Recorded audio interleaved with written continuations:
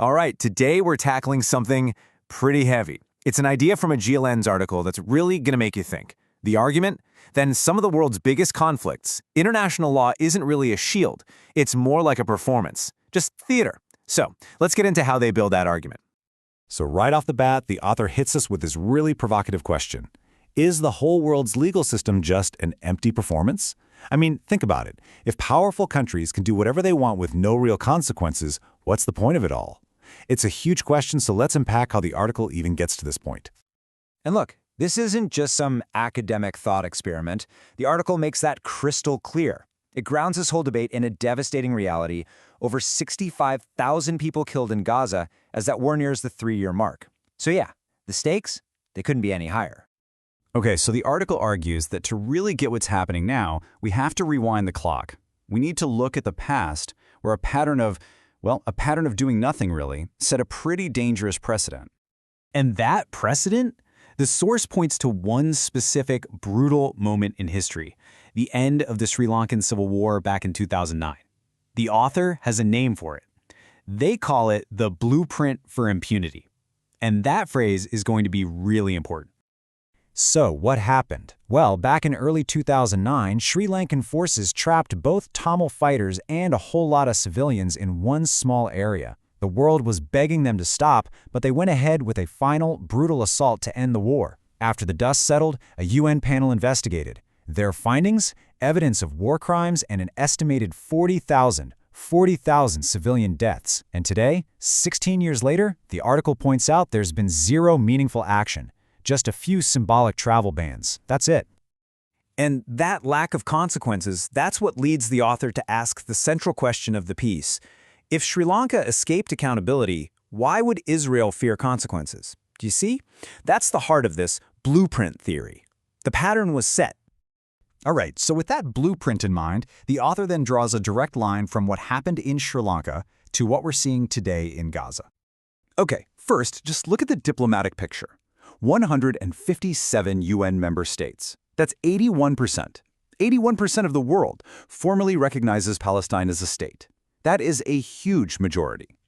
But, and this is the article's gut punch, here's the harsh reality. All that recognition, it offers zero material protection to civilians on the ground. It's a symbolic gesture, for sure, but it doesn't actually stop the bombs. And this is where that whole theater metaphor really clicks into place. You've got the world's highest court ordering aid to get in, but on the ground, that aid gets blocked. You have the UN finding evidence of genocide, but the military operations just keep going. You've got global calls for a ceasefire, but the Prime Minister stays defiant. See the disconnect? That, according to the source, is the performance.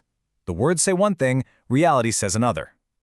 So you gotta ask, how is this possible? How can all that international pressure be ignored? Well, the article points to one huge geopolitical factor: unwavering support from the United States. And it specifically calls out actions during the Trump administration, arguing that this solid backing is what allows Israel to basically brush off international pressure and legal rulings.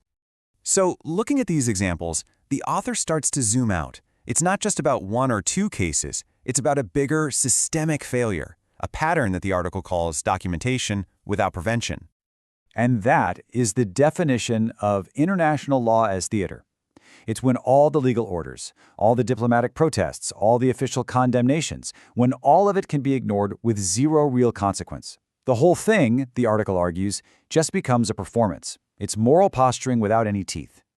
And the source lays out this really depressing, predictable cycle. It's like we've seen this movie before. Step 1. A mass atrocity happens. Think Cambodia, Rwanda, Bosnia, Syria, Sri Lanka, Gaza. Step 2. The world expresses outrage. Step 3. The lawyers get to work. UN panels gather evidence. They document everything. Step 4. There's this brief flurry of weak symbolic pressure. Step 5. The world's attention moves on to the next crisis. And the final step? Impunity. The people responsible? They just get away with it. You can boil the author's entire critique down to this one sharp point. The international system is fantastic at documentation. It's great at writing reports and creating a record of what happened. But where it completely and consistently fails is prevention. So, if the system is broken, the obvious next question is, can we fix it? Is it even possible? And the source kind of leaves us hanging with that big unanswered question. What would it actually take to break this cycle of impunity? The article does throw out a few ideas of what real consequences would look like. You know, things that go beyond just words. We're talking about concrete actions.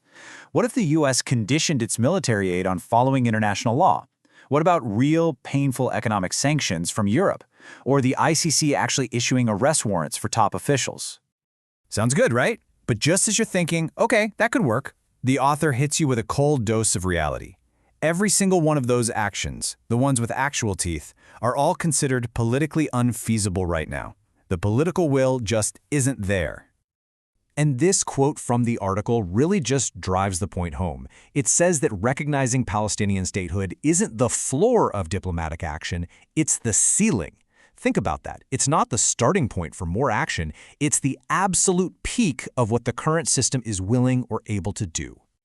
So we're left with the final, really challenging question from the source material. Now that we know about this cycle, now that we've seen the blueprint for impunity, what happens next? Will we just keep responding to these horrors with powerful, angry words, but with a total, practical inability to actually do anything? Based on all the evidence laid out, the author's conclusion seems to be a pretty reluctant yes.